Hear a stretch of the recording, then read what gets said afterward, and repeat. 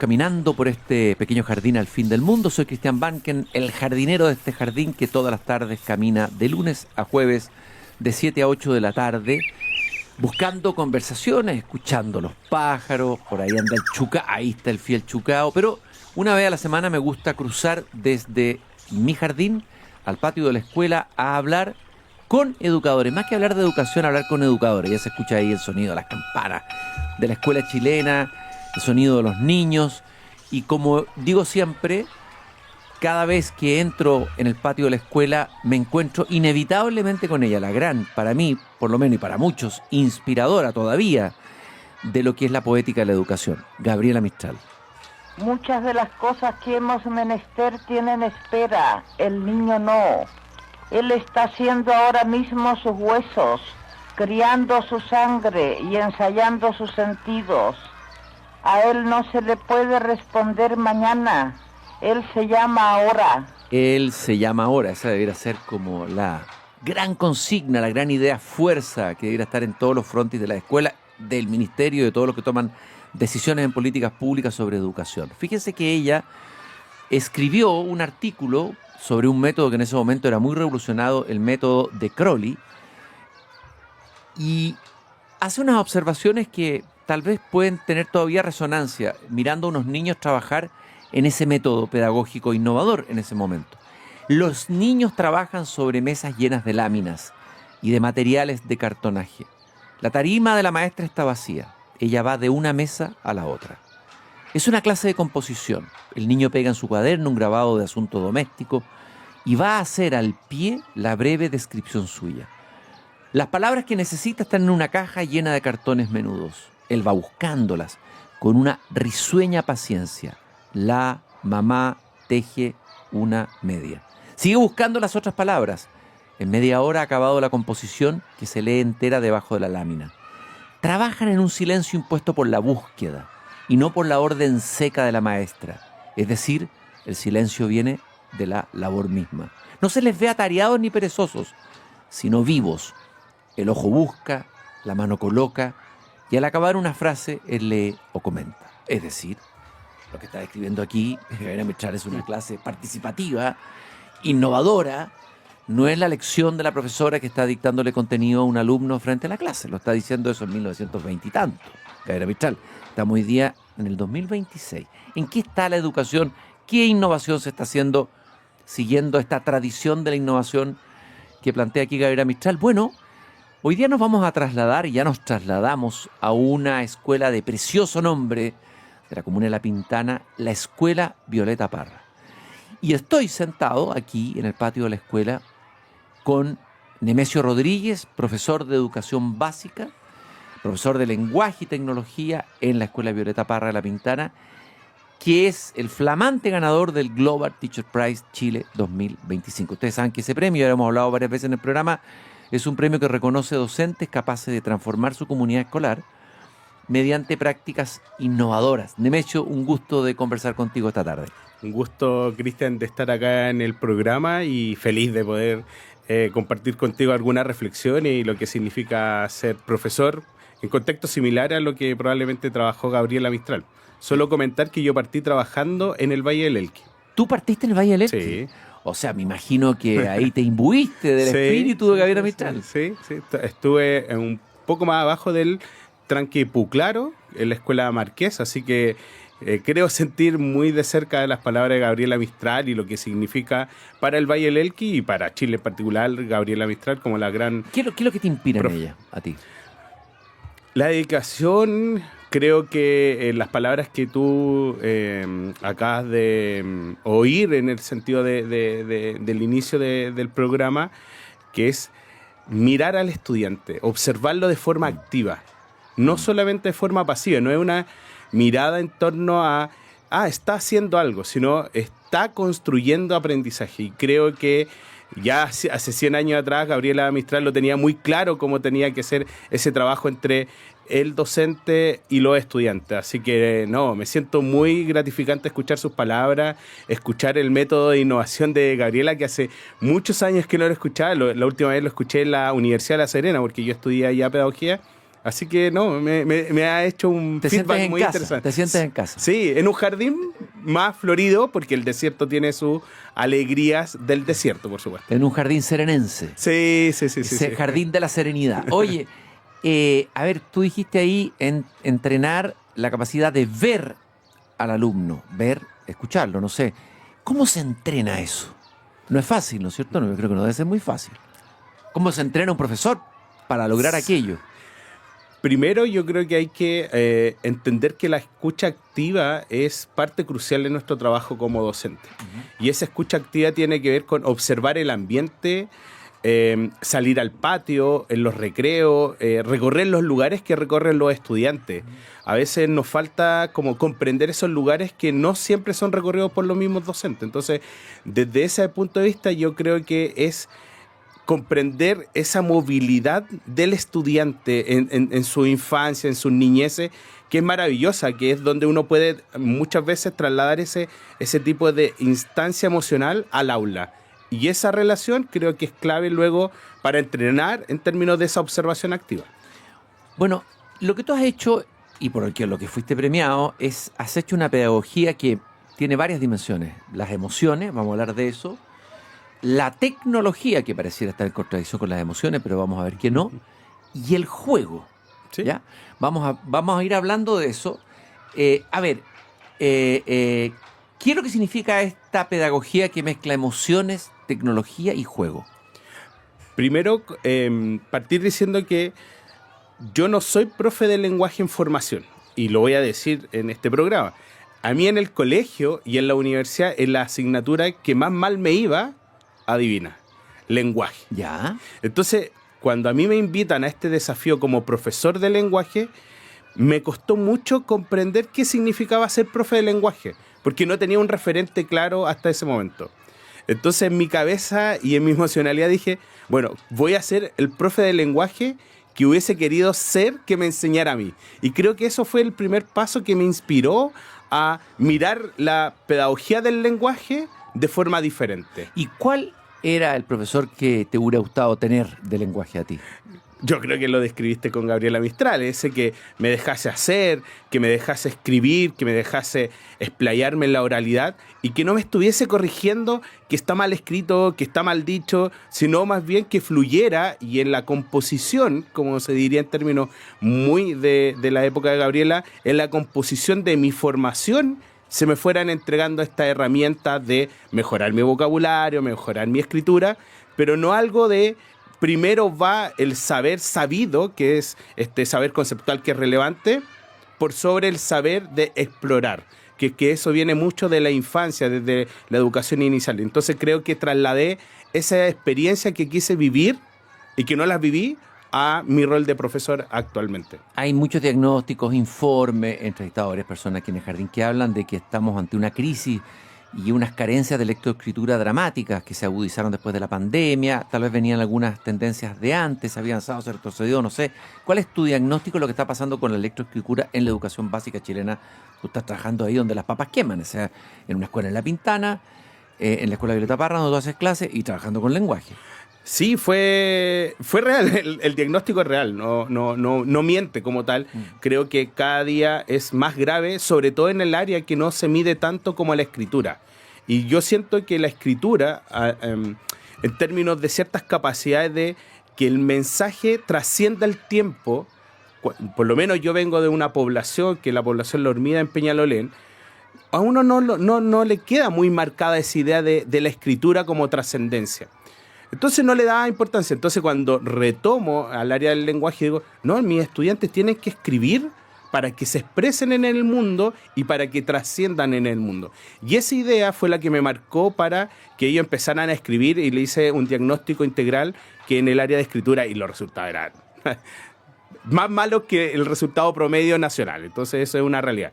Y ahí empecé a trabajar con ellos, a que se atrevieran a escribir. ¿Cómo se logra eso? ¿Algunos ejemplos? ¿Qué metodología usaste? ¿Qué avances lograste?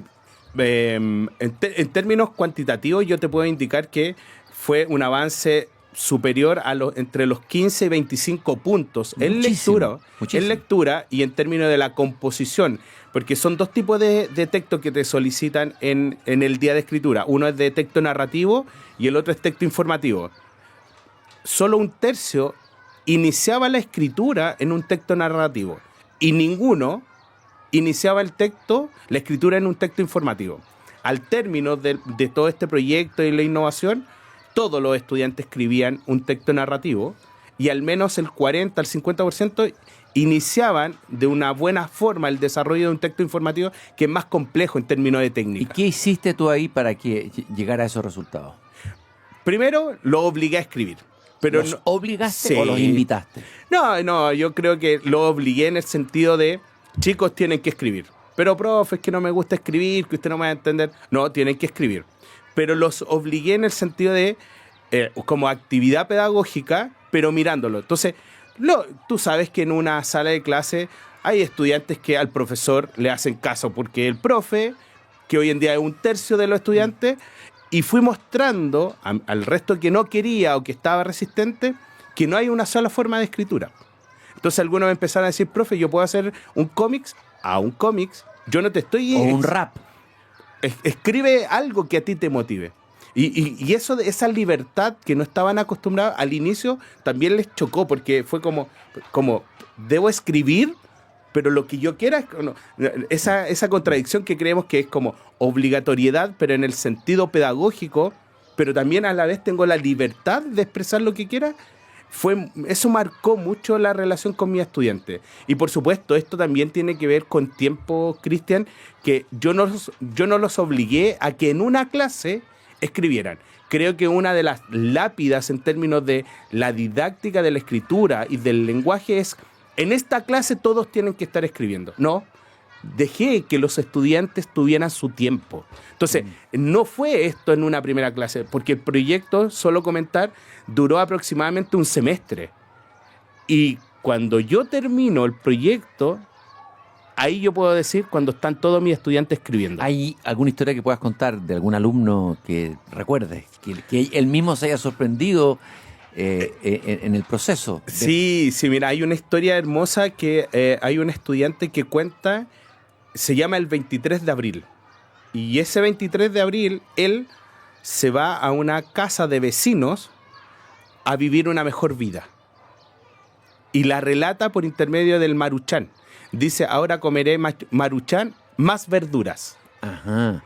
Entonces, la simpleza del mensaje de este estudiante, que es contar su historia, imagínate, de una suerte de adopción. No quiero utilizar la palabra adopción como en términos legales, sino una suerte de padrinos, acogida del vecindario. Él la entiende desde la simpleza del Maruchan y relata todo lo que él vivía con el Maruchan, pero dice, ahora tendré Maruchan más verduras que me hacen bien. Y eso creo que marca, eso me marcó. Claro, porque verbalizar lo que tú vives, caramba, es un salto importante. Poder verbalizar una emoción, un dolor o una alegría, colocarlo en palabras, caramba, qué diferencia cuando no tengo las palabras para hacer eso. Bueno, solo comentarte, Cristian, que yo utilicé la estrategia Kamichibai, que son estos teatrillos japoneses. Eso supe, qué interesante eso. Ahora habla un poco de qué es lo que es el Kamichibai y en qué consiste. El Kamichibai son cuentos japoneses de láminas que por detrás tú vas contando la historia. En general, yo había visto que eran narradores con una oralidad espectacular, maravillosa, que tú puedes encontrar en YouTube, y ellos contaban la historia. Y en esta relación que yo te comento de querer sentir que era ser estudiante de un profe que me motivara en la lectura y en la escritura, yo dije, ¿qué pasa si la historia de mi estudiante la escriben a mano, la dibujan y la cuentan en oralidad? Uh-huh. Ellos hacen el Kamichibai. Y ahí cambió toda mi perspectiva en términos de entender los tiempos de los estudiantes. Entonces imagínate que este es un proyecto, primero escriben en papel, luego lo traspasan al computador, y aquí se viven elementos que sí te quiero comentar en términos de la didáctica, que el estudiante cuando empieza a escribir lo que escribió en el papel y ahora en el computador y dice, profe, es que no me gustó tanto, ¿lo puedo cambiar? Y adivina. Le dije, obvio, escribe. Sigue escribiendo. Y ahí empezaron a sentir que había esta conexión con su emocionalidad, con su propia historia o con otras historias que querían contar. Y luego dibujar, que también tiene otra conexión, y finalmente algo que es más complejo en los estudiantes hoy en día. Tú dices que el dato más duro es que los estudiantes no quieren escribir o escriben mal, que la lectura, pero en términos de la expresión oral es súper complejo hoy en día. Y mis estudiantes todos expusieron sobre su Kamichibai y contaron su historia a sus propios compañeros y compañeras. Estoy caminando en este patio de la escuela, en esta tarde, con Nemesio Rodríguez, profesor de educación básica, profesor de lenguaje y tecnología en la Escuela Violeta Parra de La Pintana, ganador del Global Teacher Prize, justamente por metodologías innovadoras que mezclan emoción, tecnología y juego. Entre las metodologías que entiendo que tú has desarrollado está el círculo de la palabra, que me gustó mucho el nombre de la actividad. ¿En qué consiste eso? ¿Cuáles son los resultados que has tenido ahí? ¿Qué buscabas con ese círculo de la palabra? Esto viene de una teoría de que es la rueda de las emociones de Ruller. Entonces, esta rueda, uno lo puede buscar en Google, tú le pones rueda y el efecto que tiene es como una flor de las emociones. Entonces, mis estudiantes, cuando estaban escribiendo su historia, decían, me sentí mal. ¿Pero qué es sentirse mal? Es bien. Entonces, adquirí, por intermedio de esta rueda de las emociones, el círculo de la palabra, que es donde mi estudiante tenían que relacionar el sentirse mal, sentirse bien, a alguna de las emociones que estaban en esta rueda. Y le hacía conexión. Entonces decían, ¿qué es ira, profe?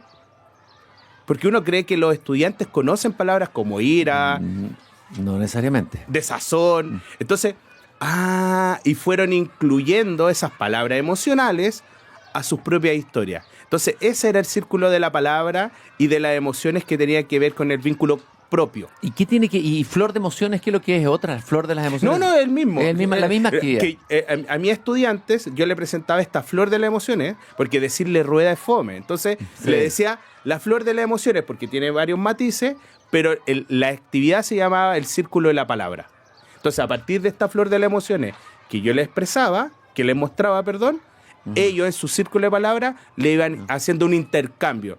Me siento bien, me siento con una de estas emociones que estaban ahí. Oye, presentadas. Nemesio, otro elemento interesante es el uso de la IA, está tan de moda hablar de la IA, ¿no? Para mejorar procesos de escritura y lectura. Aquí hay temores, aprensiones, esperanza. Hay algunos que están más esperanzados, otros que piensan que no.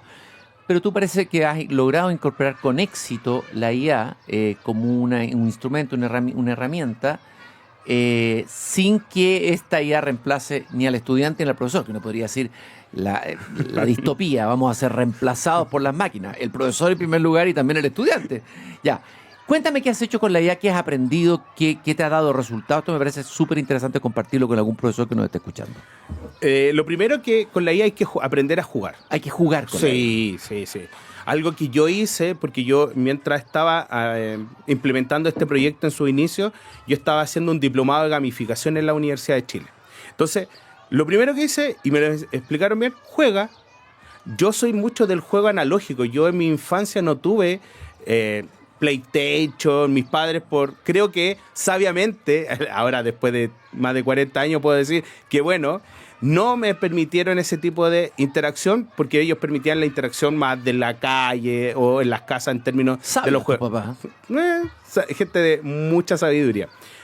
Entonces yo cuando llego a este diplomado fue como, ahora tienes que aprender a jugar los juegos digitales, que ha sido todo un tema porque intenté entender las dinámicas de los juegos digitales, lo peligrosos que son, por eso yo también digo la IA es peligrosa, pero de todos estos juegos me quedé con la IA, porque me daba más sentido. Entonces, lo primero es comentarte que empecé a jugar. Lo segundo, yo te comenté que lo primero que hacen mis estudiantes es escribir en papel.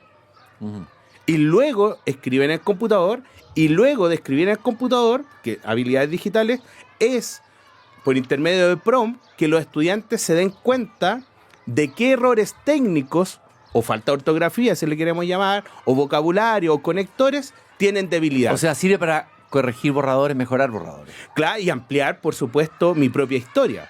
Porque la misma IA le iba, y esto, bueno, tiene que ver con un poco más técnico, la IA le decía, estás repitiendo esta idea, o cuál es la idea que me estás diciendo. Entonces el estudiante también contrastaba su propia historia que tuviese conexión con el mundo. Porque para mí era importante que el estudiante dijese, mi historia va a salir al mundo. La puede leer un estudiante aquí en Chile como en cualquier parte del mundo, por intermedio de plataformas como Boot Creator. Entonces, claro, porque la tentación está que la inteligencia artificial te puede responder todo y hacer todo, ¿no es cierto? Es la tentación, primera. ¿Cómo se hace para usar la IA, no desecharla como una herramienta, pero fortaleciendo lo otro? Bueno, fortaleciendo, entre otras cosas, la autonomía de los estudiantes, el espíritu crítico, en fin. ¿Cuáles son tus experiencias más exitosas? Danos algunos ejemplos concretos, así bien visibles. Lo primero es que el profesor tiene que, como te decía, jugar, pero después practicar, por ejemplo, tomar un escrito del estudiante y traspasarlo a un prompt que él aplicó, que él dijo, este prompt es el que me va a utilizar, y empezar a iterar, que es lo que se llama. Y después que itera, lo pone en práctica con los estudiantes. Yo no puedo ir de inmediato así como, ahora se me ocurrió el prompt, tomen estudiantes. No. Tiene que venir preparado. Tiene que haber una didáctica del diseño de la clase bien elaborada con el uso de la IA. Porque si no, puedo cometer muchos errores que se cometen. ¿Cuáles son los peligros que tú ves de la IA mal aplicada en la educación? Que los estudiantes repliquen historias tradicionales. Entonces, por ejemplo, yo les decía a los chiquillos cuando escribían su historia y uno se daba cuenta de que había algún nivel de plagio, palabras que yo no conozco, yo decía, plagio es cuando yo robo una historia de algo. Entonces, en ese sentido le decía, no le decía que estaba malo, partía. Yo no puedo decir, está malo, tengo que aprender a trabajar con el error. Entonces decía, ¿cómo esta historia que está relacionada con X personaje, ahora es tu historia propia? Y lo dejaba pensando o le entregaba ayudas como, por ejemplo, ¿qué pasaría si ese personaje en vez de estar, no sé, en un videojuego va a estar en la ciudad de Santiago o en la comuna de La Pintana?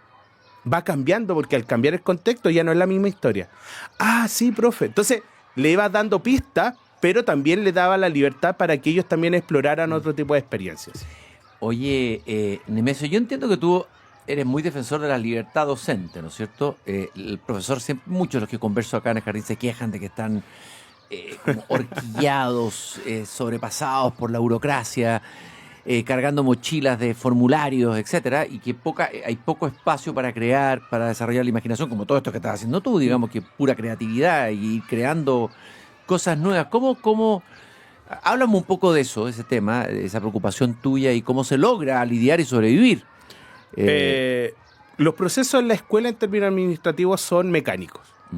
¿Por qué lo digo esto? Tomo la IA y ahí la ocupo a mi favor. Digo, usted quiere planificaciones, chorrocientas planificaciones, la IA me va a hacer chorrocientas planificaciones. Así, y lo utilizo del chorreo, así como... Porque yo esperaría, porque esto también hay una crítica hacia los equipos directivos de decir, bueno, yo puedo entregar cualquier cosa, espero una retroalimentación. No tienen los tiempos tampoco. Entonces, no es que no sea consciente, lo que yo hago es decir, construyamos un formato que sea viable, o si no, yo le voy a entregar por intermedio de la IA lo que usted quiere y en algún momento, cuando tenga espacio, me retroalimentará. Entonces, también hay que ser consciente en mi caso, de mi equipo directivo me dijo, Nemesio, tú tienes libertad, pero tienes que cumplir con los procesos administrativos. Entonces, la IA me entrega esta posibilidad de cumplir a tiempo con todo lo que ellos me solicitan, desde informes de diagnóstico. Yo solo comentarte, Cristian, que, por ejemplo, los resultados del día, que es el diagnóstico integral de aprendizaje, de lectura y de escritura, en 30 minutos te puedo tener un análisis completo de ellos. Entonces, no era solamente entregarle lo administrativo, sino un administrativo con sentido para el equipo y para mí como docente. Pero la IA me reduce los tiempos, yo te lo puedo decir, bueno, yo ya tengo un nivel de expertise un poquito más elevada porque me he ido perfeccionando también, me reduce los tiempos en un 60-70%. ¿Cuál es el momento más emocionante que has tenido como profesor, donde ves tú, más que, no me gusta hablar de un resultado, cuando logras ver a un alumno, aparece, florece? ¿Qué momento podrías compartir con nosotros? Lo primero es decir que toda la historia que he ido trabajando con mis estudiantes están en 2 libros. Y ver esos libros en físico y en digital, que son de ellos, que son su historia, a mí me ha emocionado enormemente. Y hay un relato breve cuando yo entrevisto a una de mis apoderados, porque yo soy profesor jefe además, y la mamá me dice, no sabe lo feliz que estoy porque mi mamá, la abuela de este estudiante, me dijo, nunca me imaginé estar leyendo un cuento de mi nieto. Y uno dice, ¿cómo sin buscar ese impacto estás impactando en la familia? Entonces, sí, son momentos emocionantes. Ver a estudiantes con cierta neurodivergencia, también explorando su propia historia, es muy, muy enriquecedor. Verlo florecer, como dices tú, es maravilloso. Nemesio Rodríguez es ganador del Global Teacher Prize, como dice al comienzo Chile 2025, por justamente este premio premia a aquellos docentes que son capaces de transformar su comunidad escolar con prácticas innovadoras. Ya, te ganaste este premio te empodera, evidentemente que me imagino que eso te afirma en algún sueño que tengas, o qué te gustaría explorar, a dónde te gustaría seguir innovando y experimentando, así brevemente. Bueno, hoy en día estoy en dos actividades muy importantes en mí. Una es de desarrollo profesional personal. Estoy en un magíster de política educativa en la UMCE, por intermedio de una beca y la posibilidad de poder llevar a cabo muchos de estos sueños que he tenido y que lo estoy concretando. Así que, por un lado, me estoy formando desde comprender, hacer política educativa con sentido en innovación. Eso es lo primero. Y lo segundo, también yo tengo hoy en día una cantidad de horas asignada por el SLEP del Pino para poder trabajar en el territorio. Entonces estoy acompañando a un jardín infantil y 3 colegios en el área de innovación y mejora de la innovación y la gestión educativa. Desde el equipo directivo al educador, el profesor en el aula, entregando herramientas como IA o mejorando lo que ellos tienen en su establecimiento. Y es increíble ver cómo el territorio tiene mucha riqueza. Yo estoy trabajando en La Pintana. Entonces, ese territorio que muchas veces es invisibilizado tiene una riqueza que me parece muy profunda y muy genuina. De hecho, entiendo que a ti te gusta más que hablar de escuela, es decir, la escuela es territorio educativo. Sí, sí. De hecho, yo no hablo de sala de clase, yo hablo de espacios educativos, porque el mismo juego, partiendo de la idea inicial, yo desarrollaba la clase en la sala de clase tradicional, en la biblioteca, en el patio y en la sala de enlace. Entonces, a veces este profe de lenguaje salía al patio, volvía. Entonces, para mí la escuela es lo mismo, es un territorio. Nemesio, te quiero agradecer esta conversación tan esperanzadora, porque da esperanza ver que hay profesores comprometidos como tú, innovadores, que se están perfeccionando permanentemente, que están compartiendo con sus colegas, que han generado insumos valiosísimos.